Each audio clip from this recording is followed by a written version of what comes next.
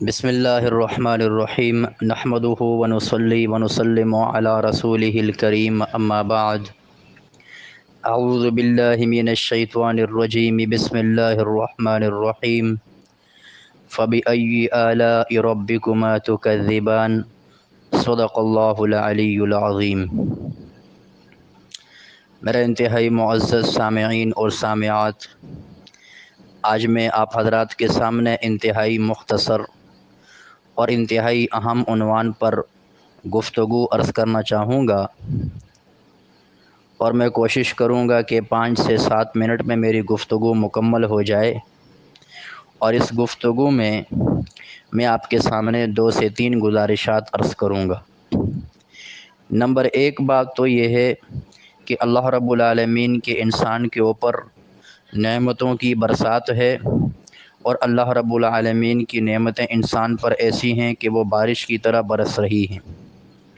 قرآن مجید فرقان حمید میں اللہ رب العالمین فرماتے ہیں کہ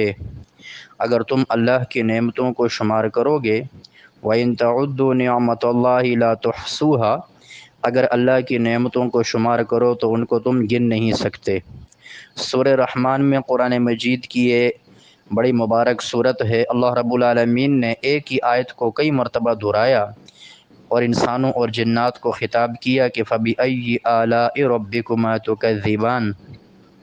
کہ اے انسان اور جنات کی جماعت، تم اپنے پروردگار کی کون کون سی نعمتوں کو جھٹلاؤ گے۔ تو میرے عرض کرنے کا مقصد یہ ہے کہ بسا اوقات انسان دنیا میں مایوس ہو کر، حالات سے تنگ آ کر اللہ رب العالمین کی نعمتوں سے نظریں پھیر لیتا ہے، اور اسے اگر کوئی ایک نعمت حاصل نہ ہو تو وہ یہ سوچتا ہے کہ شاید میں دنیا کا سب سے بدقسمت ترین انسان ہوں۔ اسی طریقے سے جہاں اللہ رب العالمین کی نعمتیں گننے سے، شمار کرنے سے باہر ہیں، ان نعمتوں میں ایک بہت بڑی نعمت ہے اولاد کی نعمت۔ جب انسان شادی کرتا ہے، چاہے وہ مرد ہو یا خاتون، اس کی خواہش ہوتی ہے کہ میری اولاد ہو جس کے ذریعے میری نسل آگے چلے، اور یہ اولاد میرے لیے معاشرے میں نیک نامی کا باعث بھی بنے، اور میرے دنیا سے جانے کے بعد یہ میرے لیے صدقہ جاریہ بھی بنے۔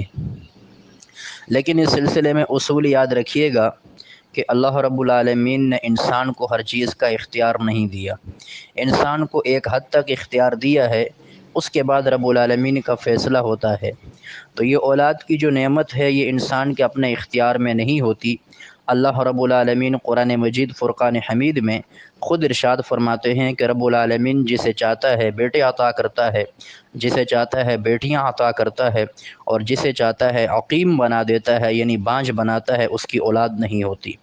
تو یہ اللہ رب العالمین کا فیصلہ ہے کہ کائنات میں انسانوں کی 3 قسمیں بنتی ہیں۔ سب سے پہلے میں آپ کے سامنے یہ بات عرض کروں گا کہ اگر کسی کو شادی کے بعد اولاد کی نعمت نہ مل رہی ہو، اور وہ اولاد کی نعمت سے محروم ہو، تو اسے مایوس نہیں ہونا چاہیے، اس لیے کہ رب العالمین نے سابقہ لوگوں میں، اپنے پسندیدہ اور نیک لوگوں میں بھی ایسے لوگوں کو رکھا ہے کہ جنہیں اللہ رب العالمین نے اولاد نہیں عطا فرمائی تھی۔ دراصل یہ رب العالمین کے غائب کے ایک فیصلے ہیں کہ جس کی تہ تک انسان پہنچ نہیں سکتا۔ کس کو اولاد دینی ہے، اس میں کیا حکمتیں ہیں، کسے اولاد نہیں دینی، اس میں کیا حکمتیں ہیں، یہ میرا رب ہی جانتا ہے۔ انسان اس کی تہ تک نہیں پہنچ سکتا۔ انسان تو صرف وقتی فائدہ سوچتا ہے، رب العالمین انسان کا تا دیر کا فائدہ دیکھتے ہیں، اور اس کے مطابق ہی انسان کے لیے فیصلہ کرتے ہیں۔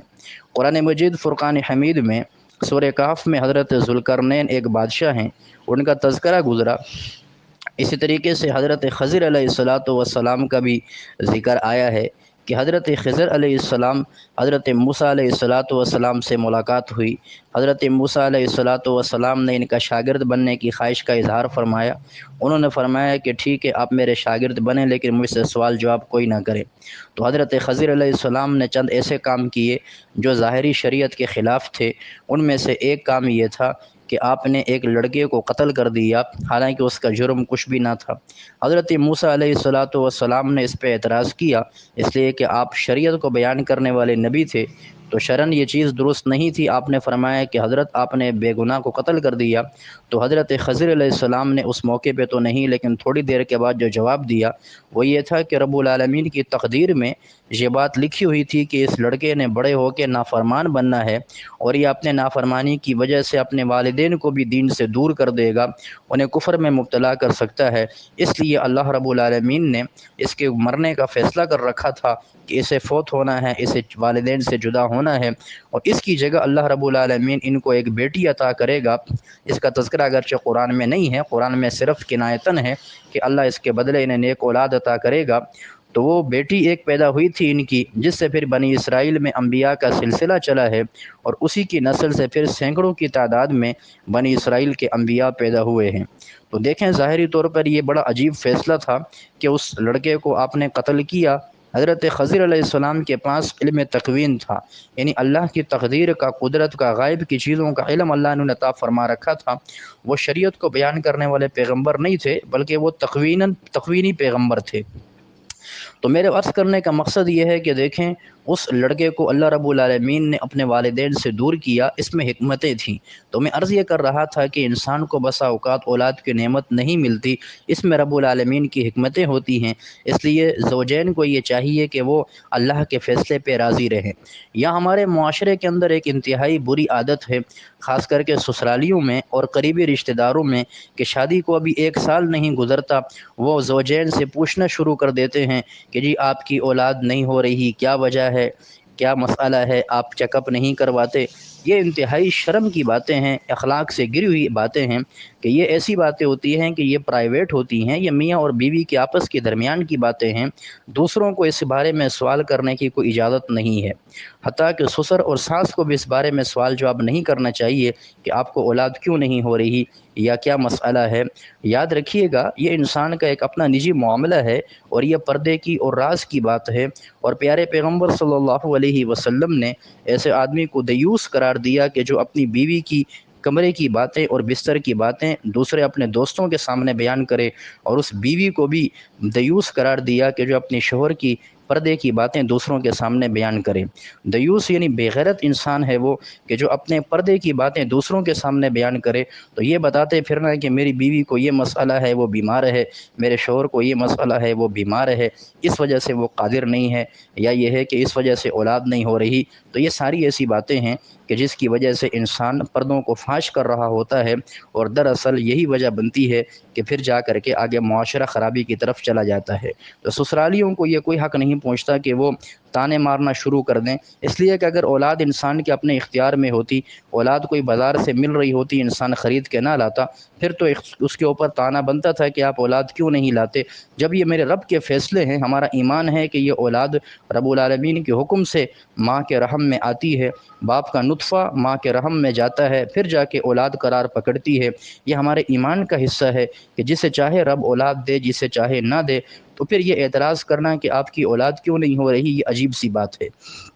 بسا اوقات یہ بھی سننے میں ملا ہے، اور یہ بھی میں نے سنا ہے بہت سے لوگوں کو یہ کہتے ہوئے کہ وہ دوسروں سے ایسے ببانگ دہل سوال کرتے ہیں کہ آپ کی اولاد ہے، وہ بیچارہ شرماتے ہوئے کہتا ہے جی نہیں میری اولاد نہیں ہے۔ کہتے ہیں جی کیوں اولاد کیوں نہیں ہے، آپ کی شادی کو اتنا عرصہ ہو گیا، آپ کی اولاد کیوں نہیں ہے؟ یہ کوئی سوال نہیں ہے، آپ دوسرے کو ذہنی اذیت میں مبتلا کر رہے ہیں ایسی باتیں کر کے۔ ان باتوں سے شریعت نے منع کیا ہے، ان باتوں سے پرہیز کرنا چاہیے۔ ہمارے کرنے کا کام یہ ہے، دیکھیں جب اولاد کسی کی ہوتی ہے چاہے وہ بتائے یا نہ بتائے، پتہ چل ہی جاتا ہے، بات پھیل ہی جاتی ہے، اور کسی کی اولاد نہیں ہے پھر بھی آپ کو پتہ ہوتا ہے، پھر پوچھنے کی کیا بات ہے؟ آپ صرف اس حد تک مکلف ہیں کہ آپ کو کسی کے بارے میں معلوم ہوا کہ فلاں بیچارہ ایک جوڑا ہے، اس کی شادی کو اتنا عرصہ ہو گیا، ان کی اولاد نہیں ہے، تو آپ مصلی بچھائیں، 2 رکعت نماز پڑھیں، ان کے لیے خصوصی دعا کریں کہ یا اللہ اس بے اولاد جوڑے کو اپنی طرف سے ایک نیک صالح اولاد عطا فرما دے۔ یہ آپ کے کرنے کا کام ہے۔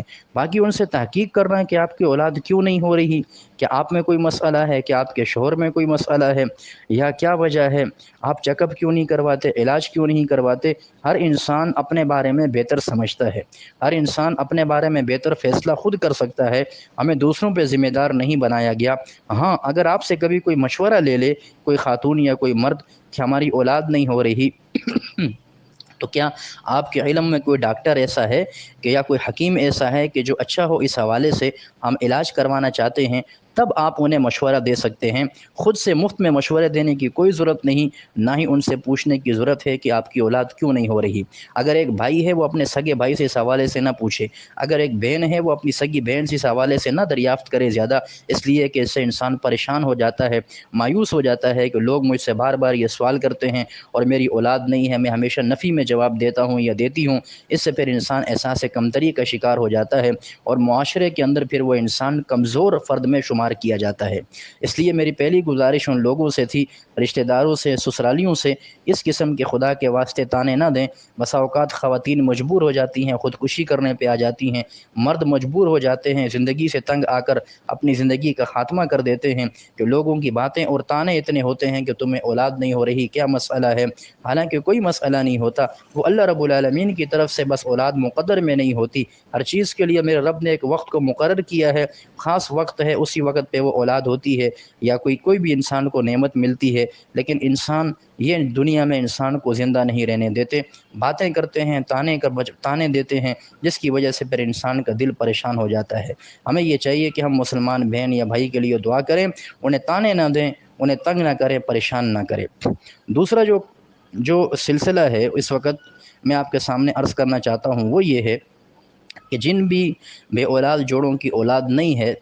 اس کے لیے میں دو طریقے ابھی آپ کے سامنے بیان کر رہا ہوں، ان پر پابندی فرمائیں۔ انشاءاللہ العزیز اللہ رب العالمین کی ذات سے رحمت، ان کی رحمت سے امید ہے، ان کی ذات سے امید ہے کہ انشاءاللہ اللہ اولاد عطا فرمائیں گے۔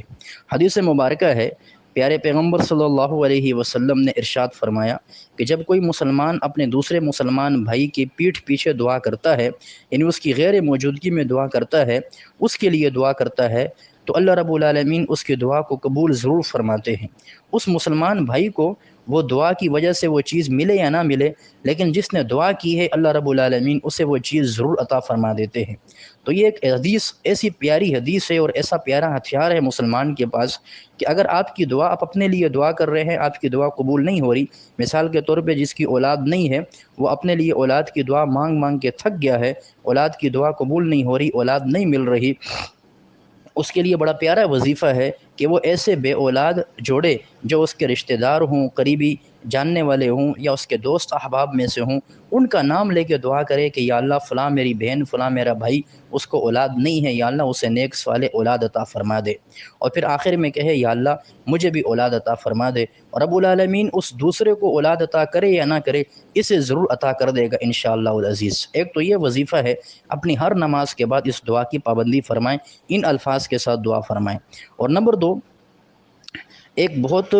چھوٹی ایک چھوٹا سا وظیفہ ہے، ایک مختصر سی نماز ہے، ایک ہوتی ہے صلاۃ التسبیح کبیر، مشہور صلاۃ التسبیح ہے کہ جس میں 375 مرتبہ وہ پہلا تیسرا کلمہ پڑھنا پڑتا ہے، سبحان اللہ والحمد للہ ولا الہ الا اللہ واللہ اکبر۔ اور یہ جو صلاۃ التسبیح ہے، یہ صلاۃ التسبیح صغیر کے نام سے ہے، جسے ہمارے حضرت مفتی عبدالرؤف سکروی صاحب دامت برکاتہ العالی، نائب مفتی جامع دارالعلوم کراچی نے اپنی ایک مجلس میں بیان فرمایا تھا، پھر بندے نے اس کو نوٹ کر لیا، اور اب جب بھی اپنا کوئی کام ہوتا ہے میں الحمدللہ اسی کو کر کے دعا کرتا ہوں تو رب العالمین اس کو پورا بھی فرما دیتے ہیں، اور اپنے جو قریبی دوست احباب ہیں انہیں بھی یہ بتاتا ہوں تاکہ کسی کا فائدہ ہو جائے۔ اس کا طریقہ یہ ہے کہ آپ نے وضو کر کے، اور ایسے وقت میں کہ جو نماز کا وقت ہوتا ہے اس وقت آپ نے 2 رکعت نفل پڑھنے ہیں، عام 2 رکعت نفل ہیں، جیسے عام 2 رکعت نوافل ادا کیے جاتے ہیں، آپ نے پڑھنے ہیں۔ اس کے بعد ایک کرنے کا کام آخر میں یہ ہوگا کہ جب آپ اتحیات میں بیٹھیں گے،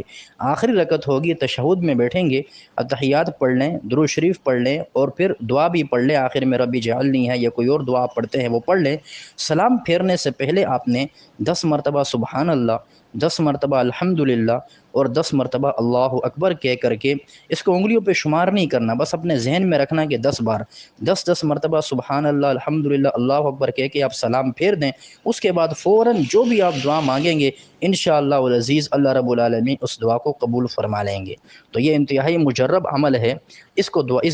اپنی جو ہے اس کو اپنی معمول میں رکھا کریں۔ تو یہ جو دو اعمال ہیں اگر ان پہ پابندی ہو جائے کہ نمبر ایک دوسرے کے لیے دعا فرمائیں، اور نمبر دو صلاۃ و تسبیح صغیر کا اہتمام فرمائیں، اور اس کے بعد پھر دعا کا اہتمام فرمائیں، تو اللہ رب العالمین انشاءاللہ ذات سے امید ہے اللہ کی ذات سے کہ اللہ رب العالمین نیک اولاد عطا فرمائیں گے۔ باقی جو بے اولاد جوڑے ہیں ان کے لیے بطور تسلی میں ایک بات عرض کروں، ایسے بہت سے واقعات اس دنیا کے اندر ہیں کہ اللہ رب العالمین نے ایک جوڑے کو شادی کے کئی سال تک اولاد نہیں دی، لیکن اس کے بعد پھر اللہ رب العالمین نے انہیں مسلسل اولاد عطا فرمائی۔ ایسے دو افراد جو کہ میرے اپنے جاننے والے ہیں، ایک ہمارے مدرسے کے استاد ہیں، انہوں نے خود اپنا واقعہ سنایا کہ میں اپنے والد صاحب کا، میں اپنے والدین کا پہلا بیٹا ہوں، مجھ سے پہلے ان کی اولاد نہیں تھی۔ ان کے والد صاحب نے ان کو بتایا کہ ہماری شادی کے بعد 6 سال ہو چکے تھے، 6 سال تک ہماری اولاد نہیں تھی، 6 سال کے بعد جا کے میری اولاد پیدا ہوئی، اور وہ سب سے پہلے بیٹے وہی تھے جو ہمارے مدرسے میں استاد ہیں، میرے ساتھ پڑھاتے ہیں۔ دوسرا واقعہ ایک بزرگ بابا تھے تبلیغی جماعت کے، ان سے میری ملاقات ہوئی، انہوں نے کہا میری شادی کو 16 سال گزر گئے تھے، 16 سال تک میری اولاد نہیں تھی، میں سعودی عرب سے واپس آیا اور ہر سال چھٹی آتا تھا، 2 مہینے 3 مہینے اللہ رب العالمین سے واپس جا کے بیت اللہ میں حرم میں دعا مانگتا تھا، لیکن 16 سال تک میری اولاد نہیں ہوئی۔ 16 سال کے بعد پھر اللہ رب العالمین نے مجھے پہلا بیٹا عطا فرمایا، اور اس کے بعد اب ان کے 8 یا 9 بیٹے تھے، 5 یا 6 بیٹیاں تھیں۔ فرمایا اس کے بعد ہر سال میری اولاد ہوا کرتی تھی۔ تو اللہ رب العالمین نے 16 سال آزمایا۔ رب کبھی دے کے آزماتا ہے، کبھی لے کے آزماتا ہے، میرا بندہ کرتا کیا ہے؟ اس لیے انسان کو ہر حال میں اللہ کا شکر ادا کرنا چاہیے۔ اللہ کی طرف سے جو ہے یہ حالات انسان کے اوپر آتے ہیں۔ دیکھیں حضرت اماں عائشہ صدیقہ رضی اللہ عنہ پیارے پیغمبر صلی اللہ علیہ وسلم کی چہیتی بیوی ہیں، لاڈلی بیوی ہیں، ساری زندگی تمنا کرتی رہیں کہ مجھے اولاد ہو جائے، لیکن اولاد نہیں ہوئی۔ اس کی حکمت محدثین نے لکھی ہے کہ اگر حضرت اماں عائشہ رضی اللہ عنہ کو اولاد ہو جاتی تو پھر آپ صلی اللہ علیہ وسلم کی جو گھر کی زندگی احادیث کی شکل میں امت تک پہنچی ہے وہ ہم تک نہ پہنچ سکتی۔ 2210 روایات آپ سے مروی ہیں۔ اگر آپ بچوں کے ساتھ مصروف ہو جاتی، گھر کے کام کاج میں مصروف ہو جاتی، پھر آپ علم کو توجہ نہ دے سکتی تھیں۔ اللہ نے آپ سے دین کا کام لینا تھا، اس لیے آپ کو اولاد عطا نہیں کی۔ تو میں نے شروع میں عرض کیا تھا کہ اللہ کے ہر کام میں حکمت ہے، تو رب العالمین ایک وقت آتا ہے انسان کو نعمت عطا کر دیتا ہے اگر اس کے لیے بہتر ہو۔ تو شادی کو 3 سال 4 سال گزر گئے، مایوس ہونے کی کوئی ضرورت نہیں۔ شادی کے کئی عرصوں کے بعد بھی ایسے واقعات ہیں کہ 15 16 سال کے بعد بھی اللہ رب العالمین نے اولاد عطا فرمائی ہے۔ ہمارے گاؤں میں ایک صاحب ہیں جو کہ میرے جاننے والے ہیں، میں نام نہیں لیتا، لیکن انہیں ڈاکٹروں نے بالکل لا علاج قرار دیا تھا کہ آپ کی اولاد ہو نہیں سکتی۔ وہ اللہ رب العالمین سے مانگتے رہے، اللہ رب العالمین نے ان کی شادی کے 15 سال کے بعد اولاد عطا فرمائی۔